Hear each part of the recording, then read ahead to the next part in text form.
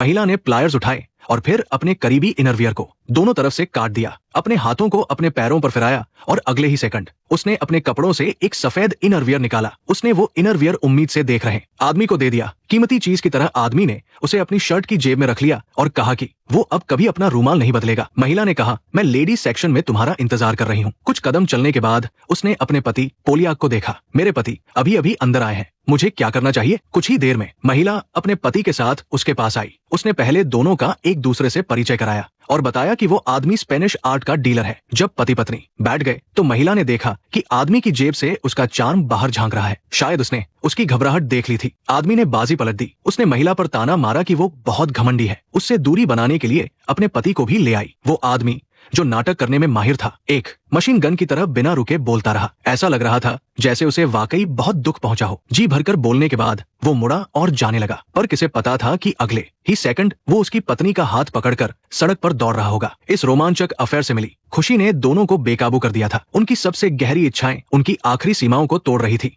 जल्द ही वे एक होटल पहुंचे। आगे का कंटेंट बहुत ज्यादा एक्साइटिंग है, इसलिए मैंने आप सबके लिए पहले ही देख लिया है। अगली सुबह एक रात की दीवानगी के बाद भी दोनों का मन नहीं भरा था। तभी एक जानिब जानी फोन की घंटी बजी। महिला के पति पोलिया की ही कॉल थी। उसने अपने अंदर की घबराहट को दबाते हुए फोन उठाया। पता चला कि पोलिया को उनके अफेयर के बारे में पता चल गया था। वो बहुत हैरान था कि 6 महीने से उसके साथ रहने वाली पत्नी ने उसे धोखा दिया। इसके बावजूद उसने अलग होने का फैसला किया। पति की ये उदारता एक तेज चाकू की तरह उसके दिल पर वार कर रही थी। इसके बाद उसने आदमी को बताया कि उनका अफेयर सामने आ गया है। उसे लगा था कि आदमी थोड़ा घबराएगा, पर क्या आपको उसकी हालत देखकर ऐसा लग रहा है? जब बर्लिन अपने खूबसूरत ख्यालों में खोया हुआ था, तभी रॉय का फोन आया। पता चला कि आखिरी ज्वेलरी भी ऑक्शन हाउस पहुंच चुकी है और आज रात उनके पास आखिरी मौका है। उसी समय महिला खिड़की पर खड़ी बर्लिन को हाथ हिला रही थी। इस समय बर्लिन को लगा होगा कि वो उसके साथ भागने वाली है। दोस्तों, आंखें खुली रखना, आगे एक जबरदस्त खींचतान वाला सबक है। महिला ने बर्लिन को बताया कि उसका पति उसे डिनर पर ले जा रहा है और वो भी कल की बेइज्जती के लिए उससे माफी मांगने के लिए। ये देखकर मेरा तो सीपीयू ही धुआं छोड़ने लगा।